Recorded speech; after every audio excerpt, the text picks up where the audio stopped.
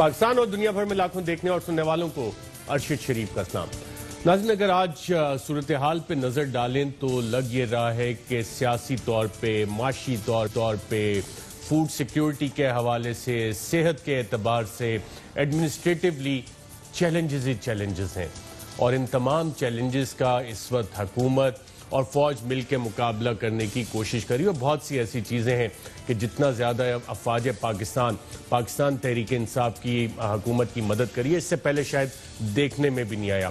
Challenges بھی اتنے بڑے، اور اس کا آج باقاعدہ اعتراف کور کمانڈر کانفرنس کے بعد جو اعلامیہ جاری ہوا اس میں بھی کیا گیا۔ بتایا گیا کہ لوکس کی جو تھریٹ ہے، ٹڈی دل کی تھریٹ ہے، پولیو کیمپین ہے، اور ساتھ کورونا پینڈیمک، اس میں جتنے بھی وسائل ہیں، اویلیبل ریسورسز ہیں، اس میں رہتے ہوئے حکومت کی مدد کی جا رہی ہے۔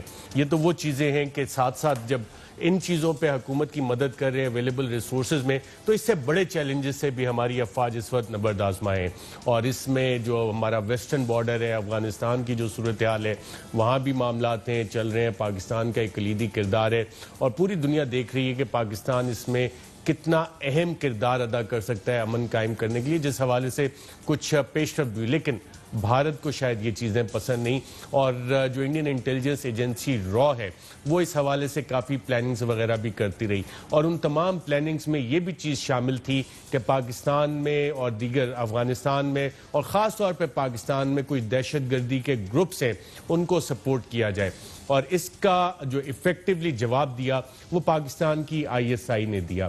جنرل فیض جہاں بہت سے معاملات کو دیکھ رہے ہوتے ہیں تو جو ISI کا ایک کلیدی کردار ہے پاکستان کو محفوظ بنانا، اس میں را کے وہ ڈیزائنز جو ہیں ان کو باقاعدہ ایفیکٹولی کاؤنٹر بھی کیا، اور یہ والے تمام معاملات جو ہیں اگر ہم دیکھیں تو 23 اپریل کو وزیر اعظم Imran Khan chief of the army staff کے ساتھ ISI ہیڈ کوارٹر کا دورہ کیا تھا انہوں نے، اس کے بعد غالباً 3 جون کو وزیر اعظم نے دورہ کیا تھا ISI ہیڈ کوارٹر کا آرمی چیف کے ساتھ، جنرل فیض نے انہیں باقاعدہ طور پہ بریفنگ دی تھی، اور اسی حوالے سے کل بھی ایک انتہائی اہم بریفنگ ہوئی جس میں کہ تینوں مسلح افواج کے سربراہان اور chairman joint chief of staff ISI headquarter گئے تھے۔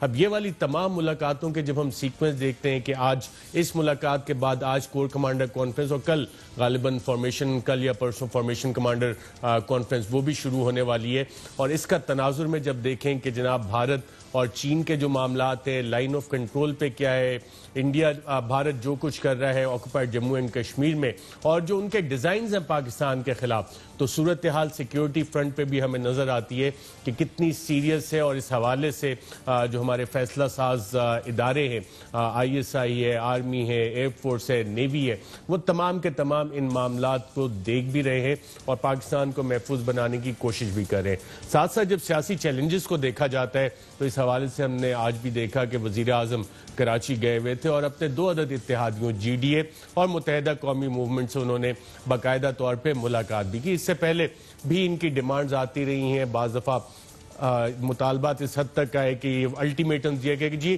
ہم الگ ہو جائیں گے، لیکن شاید اب معاملات یہاں تک پہنچ گئے ہیں اور بجٹ بھی پاس کروانا ہے تو اتحادیوں کی ضرورت بھی ہوتی ہے، تو وزیر اعظم کو خود یہ انٹریکشن کرنی پڑ رہی ہے۔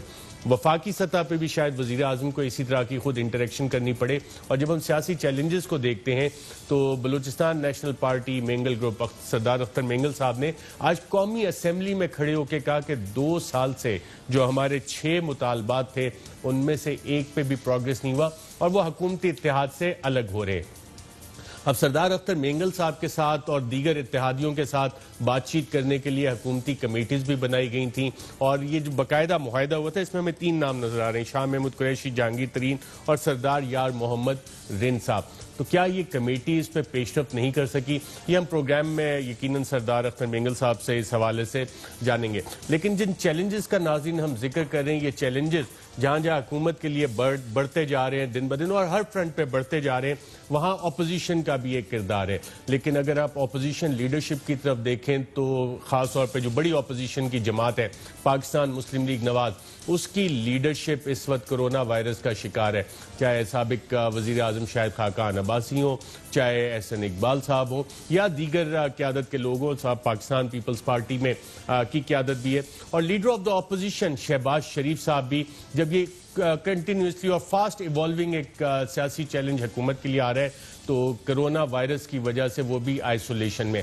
لیکن اس آئسولیشن میں یقیناً ان کی صحت کے حوالے سے ہماری بھی دعا ہے کہ شہباز شریف صاحب جلد صحت یاب ہوں، اور اس حوالے سے chief of the army staff نے بھی ان کی صحت دریافت کی، سابق army chief general Raheel Sharif نے بھی ان کی صحت دریافت کی، چائنیز ایمبیسی نے باقاعدہ طور پہ جو کونسل جنرل لاہور ہے انہوں نے بھی ان کی صحت دریافت کی، اور اس جو لیٹر تھا لکھا گیا شہباز شریف صاحب کو، اس میں اس خواہش کا بھی اظہار کیا گیا چائنیز ایمبیسی کی طرف سے کہ وہ آئندہ مستقبل میں ان کے ساتھ کام کرنے کی کوآپریشن کو دیکھیں گے.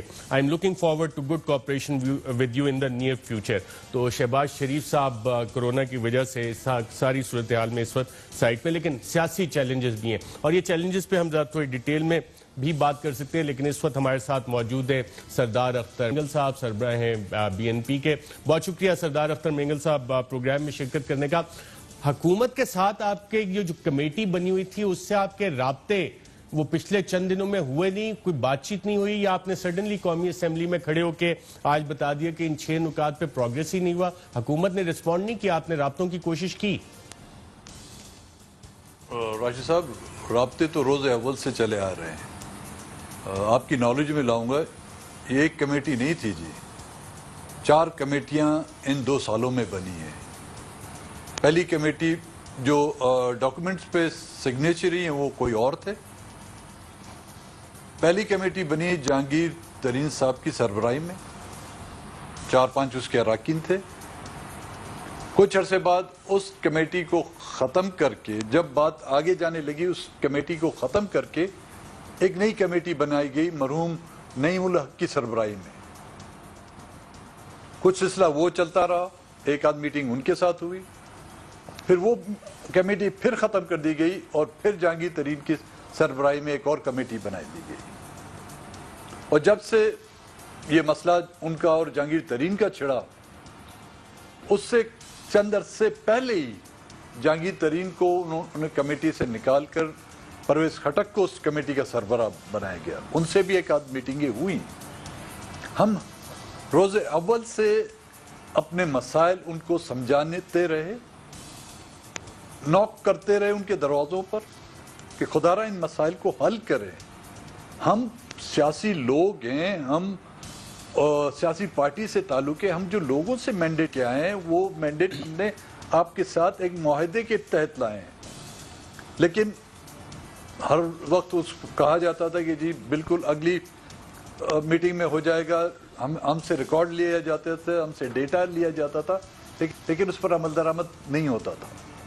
اور کرتے کرتے اور ہر بار ہم ان کو وارن کرتے تھے. آپ کو یاد ہوگا 2-3 بار میڈیا کے سامنے، یہاں تک ایوان تک بھی ہم نے وارن کیا ان کو.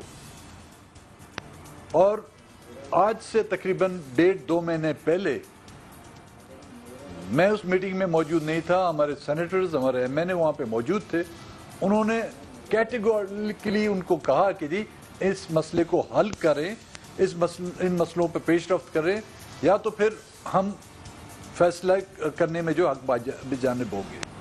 اور 2 دن پہلے بھی میرے پاس آئے وہ لوگ. میں نے ان سے سیدھا سا سوال کیا، جو ڈاکومنٹس انہوں نے سائن کیے ہیں، 2 ڈاکومنٹس ہیں، ایک 6 نکات ہیں، ایک 9 نکات ہیں.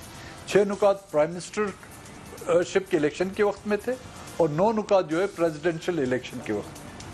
میں نے ان سے کہا کہ ان میں سے کسی ایک پر آپ ٹک کر لیں کہ ان میں سے 20% مسائل آپ نے حل کیے ہیں، تو میں اپنے ساتھیوں کو قائل کر سکتا ہوں.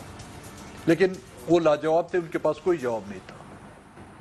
تو میں نے ان سے کہا کہ جب آپ خود اس مطمئن نہیں ہیں، کہتے ہیں ہمیں مزید ٹائم دیں، جو ٹائم میرے پاس نہیں تھا.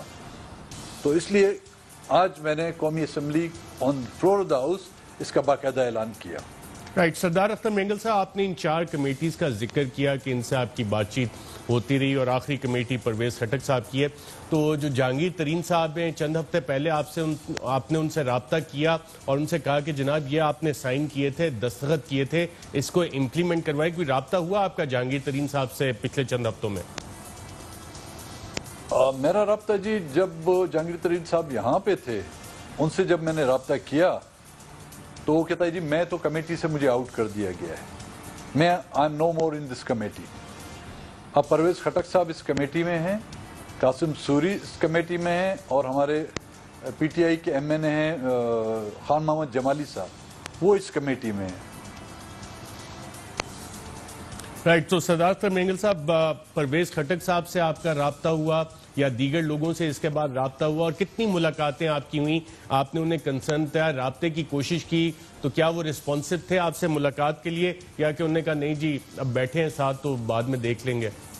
زیادہ مصروف تو نہیں تھے؟ ملاقات ہوتی بھی تھی, نہیں جی ملاقات ہوتی بھی تھی.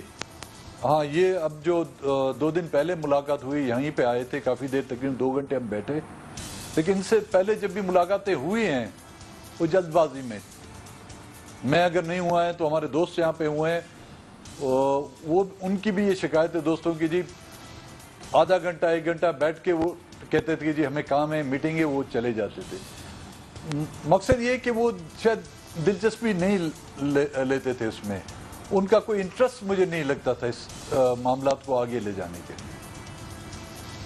رائٹ, سردار اختر مینگل صاحب, اب آپ نے آج اعلان تو کر دیا حکومتی اتحاد سے الگ ہونے کا, کچھ ریزرویشنز بجٹ کے حوالے سے بھی ہیں آپ کی جماعت کی, تو بجٹ پاس کروانے میں آپ اپنے پرانے اتحادی کی مدد کریں گے؟ جب میں ہماری ریزولوشن ہیں, جب ہم ان کے اتحادی بھی نہیں رہے تو بیگانی شادی میں پھر ہم عبداللہ دیوانی کیوں بنے بھائی؟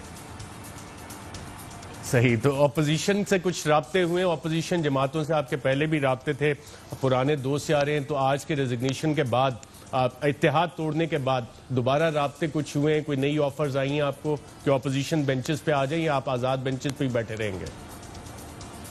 دیکھیں, جو ہماری بینچز ہیں وہ ٹریجری بینچز کی طرف نہیں ہے, بالکل اپوزیشن سے بھی ہٹ کر ہیں, کنارے پر ہیں. اور جتنا سیشن کے دوران ہمارا رابطہ اپوزیشن سے ہوتا ہے, چاہے اس میں جے یو آئی کے ممبران ہیں, چاہے اس میں پیپلز پارٹی کے ممبران ہیں, مسلم لیگ نون کے ممبران ہیں, ان سے ہوتا ہے. شاید اتنا میرا حکومت کے اراکین کے ساتھ ہوا ہو. میٹنگ کے لیے بالکل ہم نے حکومت کے ساتھ رابطے کیے ہیں, وہ ہم ان کے یہاں پہ گئے ہیں, پرائم منسٹر سیکریٹریٹ میں بھی ہم گئے ہیں, ان کے دفاتر میں بھی ہم گئے ہیں, ان کے گھروں پر بھی گئے ہیں, وہ بھی یہاں پر آئے ہیں. لیکن رابطہ تمام پولیٹیکل پارٹیوں کے ساتھ رکھنا جو ہے ہر پولیٹیکل پارٹی کا ایک حق بنتا ہے. رابطے تو ہیں, کل بھی تھے, آج بھی ہیں, اور آگے بھی رہیں گے.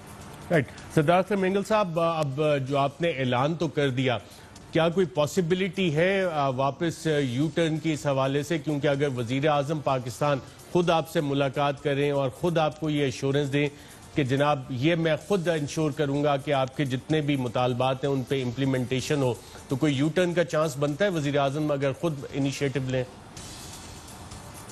راشد صاحب, آپ نے پتہ نہیں بلوچستان گئے نہیں گئے ہیں؟ میں بالکل گیا ہوں, اور لمبی لمبی سڑکیں, وہاں یو ٹرن کم ہی ملتے ہیں, سیدھے سیدھے رستے. تو وہاں پہ یو ٹرن نہیں ملتا تو ہم یو ٹرن جانتے ہی نہیں ہیں. ہماری سڑکوں پر جو یو ٹرن نہیں ہے تو ہم یو ٹرن جانتے ہی نہیں ہیں. اور جہاں تک یقین دہانی کی بات ہے, اب یقین دہانی عمل درآمد, اگر موجودہ حکومت ان 3 سالوں میں بلوچستان کے ان مسائل کو پر عمل درآمد کرتی ہے اور وہ حل کرتی ہے, تو میں آپ کو کہتا ہوں, میں نہیں, بلوچستان کے تمام لوگ جو ہے نا وہ پی ٹی آئی کی سپورٹ نہیں, پی ٹی آئی میں باقاعدہ شامل بھی ہو جائیں گے. اچھا, سردار اختر مینگل صاحب, بلوچستان کی اور سیاسی جماعتیں بھی آپ کے ساتھ ہیں, آپ کے اس موقف کے ساتھ ہیں, قومی اسمبلی میں, صوبائی اسمبلی میں, آپ کے جو آئندہ, کیونکہ آپ ماشاءاللہ ایک منجے ہوئے سیاستدان ہیں, عرصہ دراز سے یہ سیاست دیکھ رہے ہیں, اور آج آپ نے ایک بالکل پونڈ میں جو پانی تھا اسٹل کھڑا تھا, پہلا پتھر آپ نے اس میں کنکر پھینک دیا ہے, تو اب اس کے کوئی ریپل ایفیکٹس آپ دیکھ رہے ہیں آنے والے دنوں میں؟ یہاں پہ دیکھیں جی, افیکٹس تو ہمیشہ ہوتے ہیں پارلیمنٹ کے اندر, کبھی بھی کوئی بھی معمولی سی بھی تبدیلی آ جاتی ہے, اس کے افیکٹس تو ہمیشہ پازیٹیو بھی ہوتے ہیں, نیگیٹیو بھی ہوتے ہیں اس کے افیکٹس. لیکن بلوچستان میں جو دوسری جو جماعتیں ہیں وہ حکومت کا حصہ ہیں, ان کی ترجیحات کیا ہیں؟ اگر ان کی ترجیحات بھی یہی ہیں جو بلوچستان کے مسائل کو ہم نے ہائی لائٹ کیا ہے, تو میرے خیال میں ان کو بھی ہماری طرف آتے ہوئے دیر نہیں ہونی چاہیے. لیکن ان کی ترجیحات حکومتیں ہیں, حکومت میں رہنا ہے, وزارتیں لینی ہیں اور صوبوں میں حکومت کرنی ہے, تو میرے خیال میں ان سے پھر ہم یہ امید بھی نہیں رکھتے کہ وہ اس طرف آئیں گے. سردار اختر مینگل صاحب, یہ والے سارے ایشوز تو 2 سال سے چلتے آ رہے تھے. کیا اس بجٹ میں کوئی ایسی چیز تھی جس پہ دیکھ کے آپ نے کہا کہ اب یہ چیز آگے نہیں چل سکتی, اب تو یہ معاملہ زیادہ بڑھتا جا رہا ہے, جو حقوق ہم مانگ رہے تھے وہ بھی غصب کرنے کی طرف چل پڑے, کوئی ایسا تو معاملہ نہیں دیکھا آپ نے بجٹ میں؟ جی, مسائل جو تھے جمع ہوتے ہوتے انبار سا بن گیا تھا ان 2 سالوں میں. پھر جو اس پر جو تڑکا دیا حکومت نے, وہ آپ کے منسٹر صاحب کی جو بجٹ سپیچ تھی کہ این ایف سی پر جو نظر ثانی کی جائے گی, این ایف سی ایوارڈ پر نظر ثانی کی جائے گی. ان کی تقریر کے جو آج میں نے حوالہ دیا پیج 15 پر, تو یہ جو ہے نا میرے خیال میں وہ کفن میں آخری کیل تھی جو وزیر صاحب نے ٹھوک دی. اور یہ سلپ آف ٹنگ نہیں تھا, یہ مس پرنٹ بھی نہیں تھا, یہ نیتیں ہیں اور یہ میرے خیال میں آنے والے دنوں کے لیے جو ان کی جو پیش قدمی ہے. اور پرائم منسٹر صاحب بھی کہہ رہے ہیں کہ 18ویں ترمیم کو ریویو کی ضرورت ہو تو باقی سیاسی جماعتیں بھی آپ کے موقف کے ساتھ کھڑی ہوں گی یا حکومت کو سپورٹ دیں گی کہ این ایف سی اور 18th امینڈمنٹ جو رول بیک کے سارے سلسلے ہیں اس پہ سپورٹ آپ کے ساتھ زیادہ ہے ایز کمپیئر ٹو حکومت؟ آپ تو پارلیمنٹ میں تمام لوگوں سے ملتے ہیں اور بڑی سیاسی جماعتیں بھی آپ کے ساتھ ہیں اس معاملے پہ. دیکھیں, جب 18 امینڈمنٹ لائی گئی تھی ہم اس وقت پارلیمنٹ میں نہیں تھے, باقی جماعتیں تھے. اور یہ اور بات ہے کہ اس میں 18 امینڈمنٹ کے تحت بھی جو صوبائی خود مختاری دی گئی ہے ہم اس سے بھی مطمئن نہیں, لیکن جو کچھ بھی ملا چلو اس گزارا تو ہو سکتا تھا. لیکن جن پولیٹیکل پارٹیوں کی طرف سے یا ان کی کوششوں سے یہ 18 امینڈمنٹ لائی گئی یا این ایف سی ایوارڈ لایا گیا, مجھے ان سے تو یہ توقع نہیں کہ وہ اس کے برخلاف جائیں گے اور وہ حکومت کا ساتھ دیں گے. اور اگر خدا نخواستہ انہوں نے بھی حکومت کی اس بات پر اتفاق کرتے ہوئے 18 امینڈمنٹ کے خلاف جو یا اس کو رول بیک کرنے میں اپنا کردار ادا کیا, تو میرے خیال میں وہ خود اپنی افادیت, وہ پارٹیاں خود اپنی پاپولرٹی جو ہے خود لوز کریں گی. رائٹ, سردار اختر مینگل صاحب بہت شکریہ پروگرام میں شرکت کرنے کا, ہمیں ٹائم دینے کا. ناظرین, یہاں پہ ایک وقفہ لیں گے, وقفے کے بعد کوشش کریں گے کہ وزیر خارجہ شاہ محمود قریشی صاحب سے چائنا اور چین اور بھارت کے درمیان جو لداخ کا معاملہ ہے اس پہ بات کریں.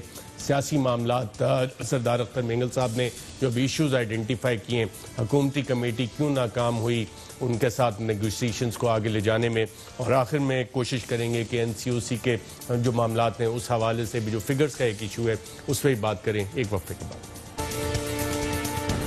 ویلکم بیک ناظرین, پروگرام کے سیگمنٹ میں ہمارے ساتھ موجود ہیں وائس چیئرمین پاکستان تحریک انصاف اور موجودہ وزیر خارجہ جناب شاہ محمود قریشی صاحب.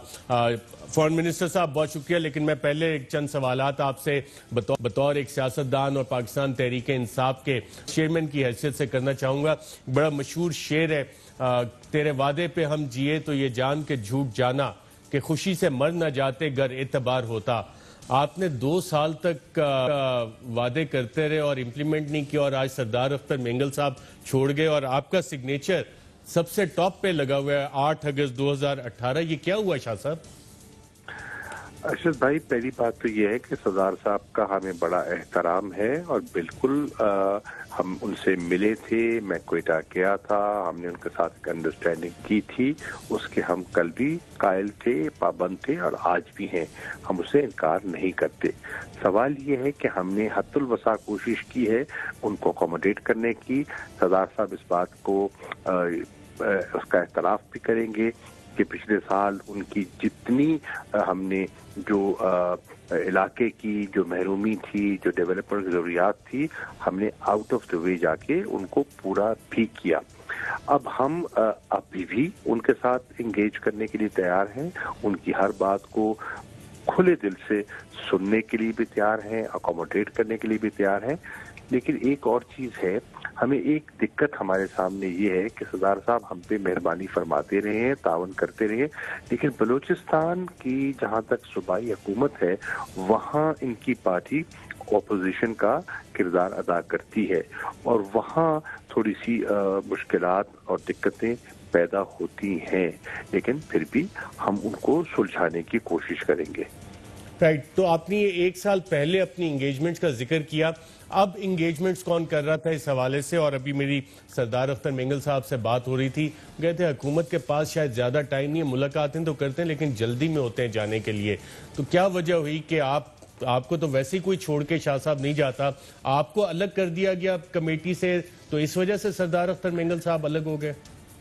دیکھیے، یہ تو میں نہیں کہوں گا، لیکن یہ ہے کہ صرف آپ جانتے ہیں کہ میں بحیثیت فارن منسٹر میری ٹریولنگ تھی اور فارن منسٹر کی ہوتی ہے، اور پھر میری ٹریولنگ کی وجہ سے پھر یہ ذمہ داریاں اور صاحبان کو سونپی گئیں، اور انہوں نے اس کے انگیج کیے رکھا۔ اس میں ترین صاحب بھی اپنا رول پلے کرتے تھے، اب وہ یہاں نہیں ہیں، وہ بہت باہر ملک سے باہر ہیں، اور دوست تھے، پرویز خٹک صاحب تھے اور لوگ دوست رابطے میں تھے۔ مجھے پھر ایک عرصہ میرا ان سے اس موضوع پر ایسی نشست نہیں ہوئی، لیکن میں پھر بھی حاضر ہوں، جب وہ چاہیں گے، میں ان سے دور نہیں ہوں، جہاں بلائیں گے میں حاضر ہوں، اور معاملات کو سلجھانے میں جو کردار ادا کر سکتا ہوں اس کے لیے حاضر ہوں۔ شاہ صاحب، آپ بھی ماشاءاللہ ایک منجے ہوئے سیاستدان ہیں، آپ کو پتہ ہے کہ جب سیاست میں کچھ محبتوں میں دوری آئے تو بہت سارے اور لوگ ہیں وہ فوراً نظریں لگائے بیٹھے ہوتے ہیں، اور ابھی اطلاعات آ رہی ہیں کہ سابق صدر آصف زرداری کا سردار اختر مینگل صاحب سے ٹیلی فونک رابطہ ہوا ہے، یہ تشویش کی بات تو نہیں ہے آپ لوگوں کے لیے؟ یہ دیکھیے، سیاست میں رابطہ لوگ کرتے بھی ہیں اور رابطے منقطع بھی نہیں ہوتے، اور ہر کسی کو رابطے کا حق بھی پہنچتا ہے، اس پر کوئی قدغن نہیں لگائی جا سکتی۔ یقیناً انہوں نے فون کیا ہوگا، شاید بات بھی کی ہوگی، وہ ان کا استحقاق ہے، ہم بھی انشاءاللہ رابطہ کریں گے، بات کریں گے، اور وہ ہمارا اپنا تقاضا ہے، ہم اپنے تقاضوں سے بات کریں گے، وہ اپنی کوشش کریں گے۔ ٹھیک ہے، اب میں چند آپ سے بطور پاکستان کے وزیر خارجہ سوالات کرنا چاہوں گا۔ جو چین کا اور بھارت کا لداخ کے اوپر اس وقت ایک تنازع ہے، جہاں پہ بھارت کی کافی پٹائی بھی ہوئی ہے، جو خبریں بھی آ رہی ہیں، اور انڈیا اس وقت بالکل پریشان ہے، اس کی لیڈرشپ پریشان ہے، کوئی مس ایڈونچر آپ پاکستان کے خلاف تو نہیں کر سکتے اس صورتحال میں؟ کیونکہ چین کو تو ٹیک آن نہیں کر سکے گا انڈیا۔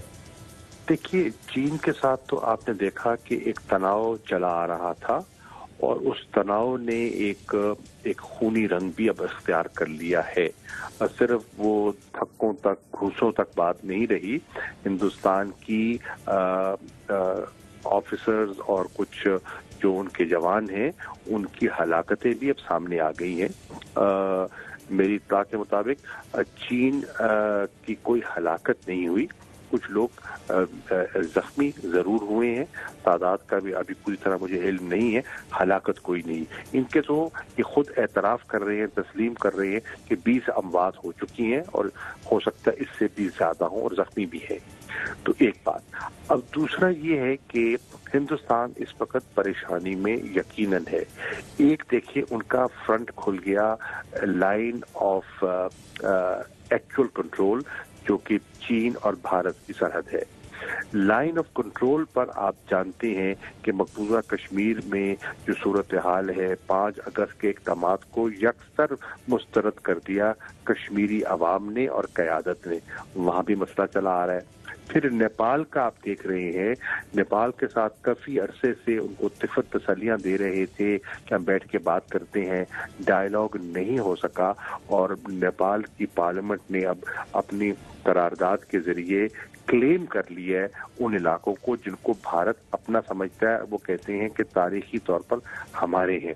इसी तरह श्रीलंका के साथ उनके मसाइल हैं, इसी तरह बांग्लादेश में उनके बड़े ताल्लुकात थे। कुछ शर्त मोरी आई है सिटीजन अमेंडमेंट एक्ट के बाद, और जो बंगालियों के साथ भारत ने रवैया अपना रखा है।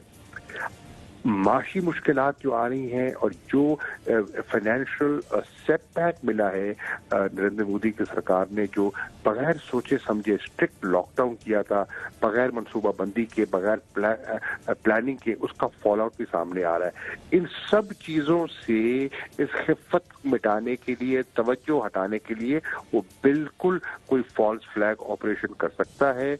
मैंने अक़वाम मुत्तहिदा के सेक्रेटरी जनरल को, सलामती काउंसिल के सदर को, OIC के प्लेटफॉर्म को इन राइटिंग ये चीजें लिख के दी हुई हैं। Right, foreign minister Shah Mahmood Qureshi साहब, बहुत शुक्रिया प्रोग्राम में शिरकत करने का। इस वक्त हमारे साथ मौजूद हैं डॉक्टर फैसल सुल्तान, फोकल पर्सन है कोविड-19 के हवाले से। बहुत शुक्रिया डॉक्टर फैसल सुल्तान साहब हमें प्रोग्राम में ज्वाइन करने का।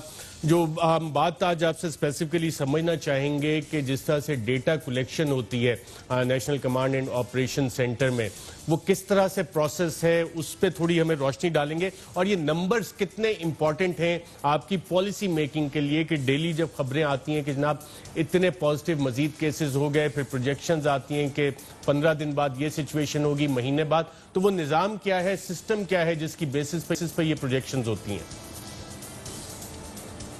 बहुत शुक्रिया अर्शद साहब। मेरे ख्याल से ये बहुत अहम, बल्कि अहम तरीन मामला है, क्योंकि जो भी आप फैसला करते हैं, डिसीजन करते हैं, उसके पीछे कोई मंतक होनी चाहिए।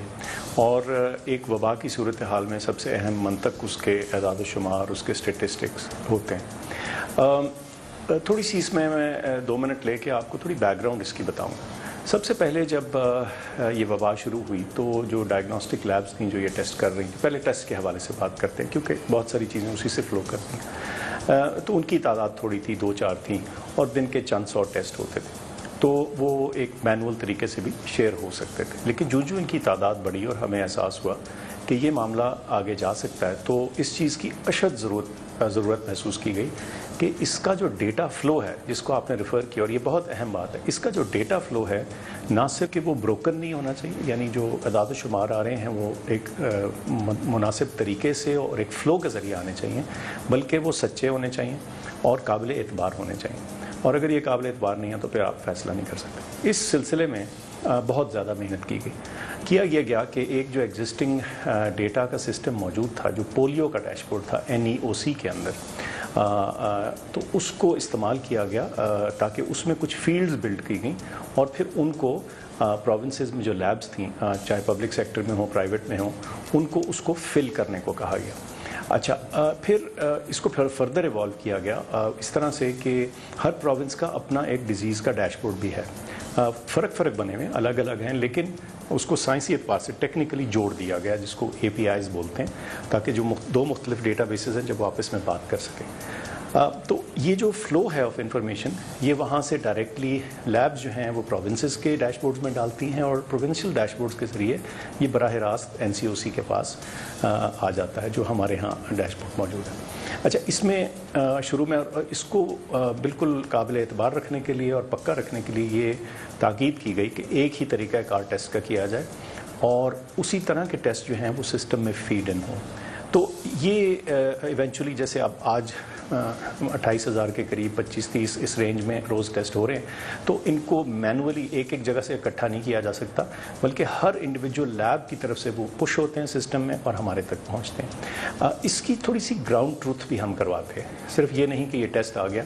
हमारे जो एडमिनिस्ट्रेटिव लियाज़ॉन्स हैं प्रोविंसेस के अंदर, वहाँ भी हमारा राब्ता रहता है जस्ट टू मेक श्योर कि ये जो डेटा आ रहा है ये कहीं किसी सूरत एरोनियस ना हो। जब कभी भी हमें कोई एदाद शुमार में ऊंच या नीच ऐसी नज़र आए जो अनएक्सपेक्टेड दिखे या नॉर्मल से हट के हो, या उसमें कोई जैसे कहते हैं किसी का कोई क्वेश्चन हो, तो हम फ़ौरन उसकी चेकिंग करते हैं, पूछवाते हैं और अपने तरीके से चेक करवाते हैं कि देखें ये जो डेटा आ रहा है इसमें हमें ये ऊंच या नीच दिख रही है। تو یہ اس کا براڈ اوور ویو میں آپ کو دے سکتا ہوں. تو پچھلے دنوں میں نے اس حوالے سے سوالات بھی بھیجے تھے NCOC کو اور اس کا جواب بھی آیا کہ پنجاب میں ایک ہی دن میں 8,000 ریکوریز دکھائی گئی تھیں. تو اس میں ہمیں بتایا گیا کہ ڈیفینیشن اپڈیٹ کی گئی ہے کہ جو لوگ ریکور کیے ہیں. ساتھ ساتھ یہ بھی بتایا گیا کہ جو سائنٹیفکلی جو پروسیس تھا جو ریکوریز کا تھا, جو لوگ ہسپتال میں نہیں تھے یا جن کو کیئر نہیں چاہیے تھی, وہ بھی اس میں شامل کر دیے گئے. اور پھر اس میں مثال دی گئی کہ ووہان میں بھی طریقہ کار چینج کیا گیا. تو اب میں جاننا یہ چاہوں گا آپ سے کہ یہ ڈیفینیشن جو ہے وہ چینج کیا کی گئی, کرائٹیریا کیا چینج کیا گیا, اور اگر وہ کرائٹیریا چینج کیا گیا تھا کہ ایک ہی دن میں وہ 8,000 کی سپائک ہمیں نظر آتی ہے, تو اگلے پھر 3 دن میں وہ اسی طرح کے نمبرز چینج نہیں نظر آ رہے, دوبارہ کرائٹیریا ریورٹ کر دیا گیا؟ اچھا, یہ بہت اچھا سوال ہے اور اس سے واضح ہوتا ہے کہ آپ نے اعداد و شمار پہ بہت گہری نظر رکھی ہوئی اور آپ کو رکھی بھی جانی چاہیے. یہ تو بہت اچھی بات ہے.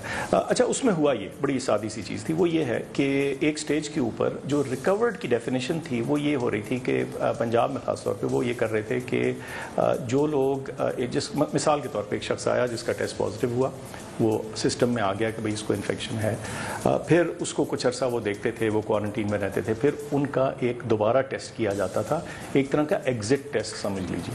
اچھا, جب وہ ٹیسٹ نیگیٹو آ جاتا تھا تو پھر وہ ایک طرح سے ریکورڈ کی کیٹیگری میں آ جاتے تھے. اچھا, یہ یہ اس کا جو طریقہ کار تھا, جو ڈیفینیشن تھی وہ یہ تھی کہ سسٹم میں ریکورڈ کا لیبل لگنے کے لیے ان کا ایک نیگیٹو ٹیسٹ یا وہ ایک فارمل طریقے سے سسٹم سے ایگزٹ ہوتے تھے. جب اس کو غور سے دیکھا گیا کہ یہ اعداد و شمار میں تھوڑا فرق ہے, تو ہم نے پھر ان سے کوئری اس چیز کی تو پتہ یہ چلا کہ یہ چیز ہو رہی. لیکن یہ ڈیسائیڈ ہوا کہ وہ لوگ جو بھلے چنگے ہیں, ٹھیک ہو گئے ہیں, اپنے ٹیسٹ کرانے آئے تھے, لیکن چونکہ وہ آپ کے پاس داخل نہیں ہیں تو نہ آپ ان کا ٹیسٹ کر سکتے ہیں, نہ آپ کو کرنا چاہیے. جو انٹرنیشنل گائیڈ لائنز بھی ہیں وہ بھی کسی صورت میں ماں سوائے 1-2 صورتحال کے, وہ بھی ہیلتھ کیئر ورکرز میں, وہ نیگیٹو ٹیسٹ ایٹ ایگزٹ نہیں مانگتی ہیں, مانگتی نہیں. سو دیر فور جب وہ ڈیفینیشن چینج کی گئی تو نیچرلی وہ لوگ جو کہ حیات تھے, ٹھیک تھے, اور ان کی اموات نہیں ہوئی تھیں اور وہ ہیلتھ سسٹم میں کسی جگہ داخل نہیں تھے آکسیجن پہ یا وینٹیلیٹر پہ, تو وہ ایک طرح سے اس ریکورڈ کی کیٹیگری میں چلے گئے. تو نیچرلی وہ نمبر پڑا, اس وجہ سے پھر ایسے لگا. ایزیومڈ نمبرز ہیں. جی بالکل رائٹ. اچھا جی بالکل, اور وہ یہ ویری انٹرسٹنگ, آپ نے بہت اچھا یہ سمجھایا اور سمجھ بھی آ رہا ہے, لاجیکل ہے. تو یہ اگلے دن پھر یہ کرائٹیریا چینج ہو گیا, تو اگلے دن وہی نمبرز ہمیں کیوں نظر نہیں آ رہے اس گراف میں, صرف ایک تاریخ میں کیوں نظر آ رہے ہیں؟ اور اس میں کہیں سیاسی اینگل تو نہیں ہے؟ کیونکہ میری اطلاعات کے مطابق ایک دن پہلے جو چیئر ہیں اسد عمر صاحب, انہوں نے جب یہ نمبرز چل رہے تھے, سندھ کے نمبرز دیکھے ریکوری کے, پنجاب کے, اور پنجاب سے سوال کیا کہ جناب یہ آپ کی ریکوریز اتنی سندھ سے کم کیوں ہیں؟ تو پھر اگلے دن اور وزیر اعظم کے وزٹ سے ایک دن پہلے یہ ہمیں ایک ریکوری نظر آتی ہے, اور اس کے بعد پھر کرائٹیریا دوبارہ چینج ہو گیا. نہیں, ایسے میں آپ کو بتاتا ہوں اس کی وجہ کیا ہے. جو اگلا سٹیپ ہے وہ بھی آپ سمجھ لیجئے. دیکھیے, ایک کیچ اپ ایفیکٹ تھا آپ کے سسٹم میں, جو ابھی ریکورڈ کی مد میں نہیں آ رہے تھے کیونکہ آپ نے ان کے ٹیسٹ نہیں کیے ہوئے تھے. جب آپ نے ان کے اوپر نئی ڈیفینیشن اپلائی کی ہے تو وہ کیچ اپ کر گیا نمبر, اور اس کے بعد پھر اس کو اس تیزی سے اوپر یا نیچے جانے کی ضرورت نہیں تھی. اسد عمر صاحب یا باقی لوگ جتنے بھی, اچھا یہ بھی میں آپ کو بتاؤں, واضح کروں کہ NCOC میں ظاہر اسد صاحب چیئر ہیں, وہ سیاسی بیک گراؤنڈ رکھتے ہیں, لیکن جو باقی بہت سے لوگ ہیں میرے جیسے, وہ سائنسی یا میڈیکل یا ٹیکنیکل بیک گراؤنڈ سے ہیں. تو ہم ہمیشہ یہ جو فگرز آ رہی ہوتی ہے ان کو ٹیکنیکل لینس سے دیکھتے ہیں, اور یہ پروونس وغیرہ میرے لیے کمپلیٹلی بلائنڈ ہے, اور باقی سب کے لیے بھی. میں آپ کو مثال دیتا ہوں, اس کی بڑی واضح مثال دیتا ہوں. عید کے دنوں میں جو ڈیتھس کا نمبر ٹپیکلی آ رہا تھا, ہماری اوسطاً جو دن کی آ رہی تھی, اس میں تھوڑی سی کمی آئی. تو فوراً اس پہ نظر گئی, اور کیا ہم نے سوچا کیا واقعی یہ ڈیتھس کم ہوئی ہیں یا کسی وجہ سے, عید کی چھٹیوں کی وجہ سے, ہیلتھ کیئر کی اویلیبلٹی کی وجہ سے یہ انڈر رپورٹ تو نہیں ہو رہی. تو فوراً ہم نے جو ہمارے لیزونز تھے ان کی ڈیوٹی لگائی کہ آپ اس کو چیک کیجئے, اور پتہ چلا کہ ایک جگہ اور دوسری جگہ اور تیسری جگہ 2-3 پروونسز میں ان کی کچھ رپورٹنگ کم ہوئی تھی. وہ کیسے؟ مریض کی ڈیتھ ہو گئی, آپ نے ٹیسٹ لیا تعین کرنے کے لیے کہ ان کو کورونا تھا کہ نہیں, لیکن چونکہ عید کی چھٹیاں تھیں تو ٹیسٹنگ میں تھوڑا سا سلو تھا کام, تو وہ جس کی رپورٹ 2 یا 3 دن بعد آئی تو چنانچہ وہ عید کے دنوں میں سلاٹ نہیں ہو سکی, پھر وہ بعد میں کیچ اپ نمبرز آئے. تو یہ تھوڑی بہت جو اعداد و شمار میں اونچ نیچ ہوتی ہے یہ ایکسپیکٹڈ بھی ہوتی ہے, لیکن اس کو ہر دفعہ ہم ڈرل کرتے ہیں, اس کو کسی صورت میں ارسپیکٹو کہ کس پروونس کس جگہ سے ہے. دیکھیے ہم نے آخر کار اچھا اگر فیصلہ کرنا ہے, آپ نے ہمیں جج کرنا ہے کہ ہم اچھے فیصلے کر رہے ہیں یا نہیں, تو وہ اگر ہم صحیح جینوئن اعداد و شمار کی بیسس پہ نہیں کریں گے تو ہم تو اپنے آپ کو بیوقوف بنا رہے ہیں. سر یہ آپ نے بہت اچھی بات کی, کیونکہ فیصلے آپ نے کرنے, آپریشنل کمانڈرز آپ لوگ بیٹھے ہیں وہاں پہ جنہوں نے اسی ڈیٹے کی بیسس پہ کرنے, اور میں اس پہ اس لیے کنسرن ہوا کہ سڈنلی میں نے دیکھا کہ ایک ساری اسپائک آ گئی ہے, باقی کہیں پہ نظر نہیں آ رہی, تو وہاں پہ غالباً ایم او ڈائریکٹریٹ بھی بیٹھی ہے, باقی جرنیل صاحبان بھی بیٹھے ہیں, آپ ان ہیلتھ کے آپریشنل کمانڈرز میں سے ہیں جو بیٹھ کے ڈیٹے کو دیکھ رہے ہیں. اور اگر اس طرح کی چیزیں ہمیں نظر آئیں گی تو آبویسلی کہ ایک ملٹری کمانڈر ہے وہ پلان کر رہا ہے کہ جی ڈیلی 500, 600, 700 کے نمبر سے میں نے پلاننگ کرنی ہے, اور سڈنلی 8000 کا ایک اٹیک جتھے کا ہو جائے تو کافی پریشانی کا باعث بنتا ہے. لیکن آپ نے بہت اچھی طرح یہ ایکسپلین کیا, thank you very much for that. Asad Umar صاحب نے ایک اور فگر دی کہ جی جولائی کے اینڈ تک 1.2 ملین 12 لاکھ پاکستانی پازیٹیو ہو جائیں گے, اور اس میں این سی او سی آپ لوگوں کی طرف سے ہمیں بتایا گیا کہ 3 ڈفرینٹ گروپس ایسٹیمیشنز اور پریڈکشنز کے لیے استعمال ہوتے ہیں. ایک کمپنی بھی ہے, آرٹیفیشل انٹیلیجنس ہے, مشین لرننگ الگوریدمز ہیں, وہ سارے. تو اس کے لیے ہمیں ٹیسٹ کتنے چاہیے ہوں گے کہ 1.2 ملین پازیٹیو کیسز آ جائیں؟ کیا ہماری وہ ٹیسٹنگ کیپیبلٹی ہے؟ اور یہ سارا ماڈل میں ہم نے وہ ڈالا کہ 31 جولائی تک اتنے ٹیسٹ کر لیں گے اور اتنے % پازیٹیو 1.2 ملین بنیں گے. یہ بھی بڑا انٹیوٹیو سوال ہے, کیونکہ بالکل جیسے آپ نے فرمایا کہ اگر ٹیسٹ نہ ہوں تو وہ پازیٹیو تو آئیں گے ہی نہیں, وہ تو آپ کو پتہ ہی نہیں چلیں گے. تو جو یہ تخمینہ, میں تھوڑا سا بیک گراؤنڈ تو آپ نے خود ذکر کر دیا, لیکن میں ویری بریفلی, آپ کا وقت قیمتی, میں بتا دیتا ہوں کہ یہ جو تخمینہ ہے ہم 3 مختلف گروپ سے لگواتے ہیں. 2 کا تعلق ڈیٹا سائنس آرٹیفیشل انٹیلیجنس سے ہے, اور ایک جو ہے کنونشنل ایپیڈیمیولوجی کے ذریعے. اچھا, ان کو ہم علیحدہ علیحدہ رکھتے ہیں, ہفتے میں ایک دن یہ اپنا ڈیٹا ہمیں لا کے دکھاتے ہیں, اور علیحدہ اس لیے رکھتے ہیں تاکہ وہ ایک دوسرے سے انفلوئنس ہو کے جو ڈیٹا ہے وہ اپنے طور پہ جنریٹ کریں, اپنے سسٹم, اپنی سائنس, اپنے منطق, جو بھی ان کے پاس مشین لرننگ ہے اس کے اوپر کریں. اچھا, جب یہ سامنے لاتے ہیں پھر ہم تینوں فگرز کو سامنے رکھتے ہیں, اس کی ہائی اینڈ کو بھی دیکھتے ہیں, لو اینڈ کو بھی دیکھتے ہیں. تو اسد صاحب نے جس کا ذکر کیا 12 لاکھ والا, 1.2 ملین والا جولائی کے آخر میں, وہ جو اس کا ہائر اینڈ جو تھا تخمینہ کا, اس کا تھا. اچھا, اب دوسری بات جو بڑی اہم ہے وہ یہ کہ جیسے آپ نے کہا اب ٹیسٹ نہیں ہوں گے تو پتہ کیسے چلے گا.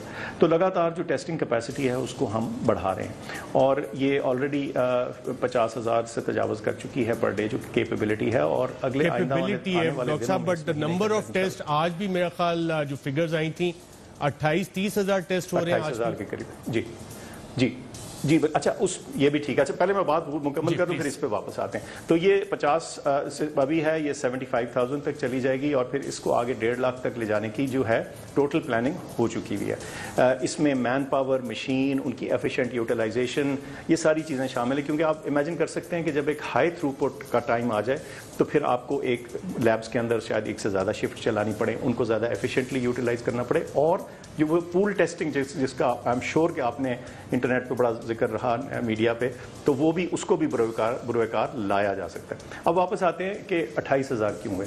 اچھا, جو ٹیسٹنگ کا ہمارا الگوریدم ہے نا جی, وہ ہم نے پکا اور مستند رکھا ہوا ہے. وہ کیا ہے کہ ایک تو ہے جو پیشنٹ انڈر انویسٹیگیشن, یعنی وہ شخص جو آئے جس کو کوئی سمٹمز ہیں اور جس کو ڈاکٹر اس اسٹرکچر کے مطابق تعین کرے کہ یار اس شخص کا ٹیسٹ ہونا چاہیے, ان کے ٹیسٹ ہو رہے ہیں. دوسرے وہ ہیں جو کانٹیکٹ ٹریسنگ میں آتے ہیں, جس کا بہت ذکر رہا, اب تھوڑی سی خاموشی اس پہ ہو گئی میڈیا میں, بٹ وہ جو ٹیسٹ ٹریس والی بات تھی کہ جو ایک پرسن ہے, انڈیکس پرسن ہے, اس کے گرد کے جو کلوز کانٹیکٹس ہیں ان کو ٹیسٹ کیا جائے. تو چند ٹیسٹ اس صورتحال میں ہوتے ہیں. تو ہم کبھی بھی پروونسز کو یہ فورس نہیں کرتے کہ بھئی آپ نے ضرور, یہ آپ کا کوئی کوٹا نہیں ہے, جیسے وہ ہوتا ہے نا جی اتنے آپ نے چالان ضرور کرنے, ایسا مسئلہ نہیں ہے کہ آپ نے اتنے ٹیسٹ ضرور کرنے ہیں, لیکن جن صورتوں میں ٹیسٹ ہونا چاہیے وہ ضرور ہو رہے ہوں. اس میں تھوڑی بہت اونچ نیچ کبھی آتی ہے, کبھی بیک لاگ آ جاتا ہے. بیک لاگ کئی دفعہ یا چھٹیاں یا کسی قسم کا اگر کوئی بریکیج آئے, اسٹاپیج آئے, یا ایک جگہ کیپیسٹی موجود ہے لیکن ڈیمانڈ ایک دوسری جگہ سے ہے, تو پھر تھوڑا سا اس کو ڈیمانڈ کو اور کیپیسٹی کو آپس میں بیلنس کرنے کی بھی ضرورت پڑتی ہے. تو ہماری حد الوسع کوشش ہے, کیونکہ یہ 50 سے زیادہ لیبز ہیں جو کام کر رہی ہیں. بالکل ٹھیک ہے ڈاکٹر صاحب, میں ایک وقفہ لیتا ہوں, وقفے کے بعد, کیونکہ آپ فیلڈ سے بھی ریلیٹڈ ہیں, ہیلتھ پروفیشنل ہیں, تو کچھ کنسرن جو فیلڈ سے آ رہے ہیں اس حوالے سے بھی آپ کی رائے لیں گے ایک وقفے کے بعد. ویلکم بیک ناظرین. ہمارے ساتھ موجود ہیں ڈاکٹر فیصل سلطان, فوکل پرسن ہیں کووڈ-19 کے. ڈاکٹر فیصل سلطان صاحب, آپ کے پاس بھی چیزیں آ رہی ہوں گی کہ ہسپتالوں میں فیسلٹیز نہیں, حالانکہ جب آپ NCOC سے ہمیں فگرز دیتے ہیں وہ تو لگتا ہے کہ تمام جگہ پہ یہ چیزیں فیسلٹیز اویلیبل ہیں, ایپ بھی اس حوالے سے بنائی. تو ڈاکٹرز آپ کے ساتھ بھی یہ کنسرن کا اظہار کر رہے ہیں, اور اس کی وجہ کیا ہے, یہ کمپلینٹس کیوں آ رہی ہیں گراؤنڈ سے؟ یہ بالکل ٹھیک ہے جی. اس کی جو سب سے بڑی وجہ ہے نا جی, وہ یہ ہے کہ جو سپلائی اور اویلیبلٹی ہے وہ ایون نہیں ہے, وہ برابر نہیں ہے. مثال دیتا ہوں, جو 4 بڑے شہر ہیں, چاروں میں ایٹ ویریس سٹیجز جو ہے وینٹیلیٹرز اور آکسیجن بیڈز کے اوپر شدید دباؤ رہا ہے. کبھی ایک شہر میں تھوڑا بڑھتا ہے, کبھی دوسری جگہ کبھی کم ہوتا ہے, زیادہ ہوتا ہے, یہ چیز چل رہی ہے. اچھا, اب جب کمی پڑتی ہے تو وہ ایونلی نہیں پڑتی. تو اگر آپ ٹوٹل مقدار کو دیکھیں گے جو ہمارے پاس دکھ رہی ہے, تو آپ کو لگے گا, وہ ایپ کے ذریعے بھی پتہ چلے گا کہ ہاں کچھ کیپیسٹی یا اویلیبل کیپیسٹی کچھ موجود ہے. لیکن ایک قدرتی سا عمل ہے کہ کسی بھی شہر میں جو 4-5 میجر ہاسپٹلز ہوتے ہیں, ایک سب کو پتہ ان کا ہوتا ہے, پھر عوام کا ٹرسٹ ان کے اوپر ہوتا ہے. تو سب سے پہلا جو رن ہے, جو سب سے پہلا ڈور ٹو ناک ہے, وہ اکثر اوقات انہی بڑے مشہور یا مستند ہسپتالوں کا ہوتا ہے. اچھا, لیکن اس کا, اور وہاں اگر بیڈز پورے ہو جائیں تو نیچرلی پہلی فیلنگ یہی آئے گی کہ بھئی ہمارے پاس کوئی آپشن نہیں. اکثر اوقات کوئی اور آپشن موجود ہوتی ہے, لیکن وہ کسی ایسے علاقے میں ہوتی ہے جہاں مریض کو پتہ نہیں ہوتا. تو اس پتہ نہ ہونے کے چکر میں ایک تو یہ ایپ لانچ کی گئی, پھر جو تمام پروونسز کے ایمرجنسی سروسز تھے جیسے 1122 وغیرہ, ان سب کو وہ انفارمیشن فراہم کی گئی تاکہ ان کے پاس بھی ایکٹیو انفارمیشن ہو. اچھا, اس میں تھوڑا سا ایک گیپ ابھی بھی موجود ہے, وہ میں آپ کو بتاتا ہوں کیا ہے. وہ یہ کہ جب ہمیں ڈیٹا آتا ہے تو دن میں وہ 2 دفعہ اپ ڈیٹ ہوتا ہے. وہ اس طرح سے کہ تمام جو ہاسپٹلز ہیں, جو کی ہاسپٹلز ہیں, ان کی جو لیڈرشپ ہے, ان کی جو مینجمنٹ ہے, ان کے پاس اس ایپ کا ڈیش بورڈ ہے, وہ اس میں ڈیٹا اپ ڈیٹ کرتے ہیں. لیکن ہو سکتا ہے کہ ڈیٹا اپ ڈیٹ صبح 10 بجے کیا ہو اور اب شام 10 بجے ہوگا, لیکن شام 8 بجے جو سچویشن ہے وہ تھوڑی سی تبدیل ہو گئی ہو. بالکل ٹھیک. اور اس پہ اس حوالے سے آپ کافی کام کر رہے ہیں, جتنے لوگ NCOC میں کافی مل رہے ہیں. بہت شکریہ ڈاکٹر فیصل سلطان صاحب. ناظرین, آج کے پروگرام میں اتنا ہی, اجازت دیجیے گا. اللہ حافظ.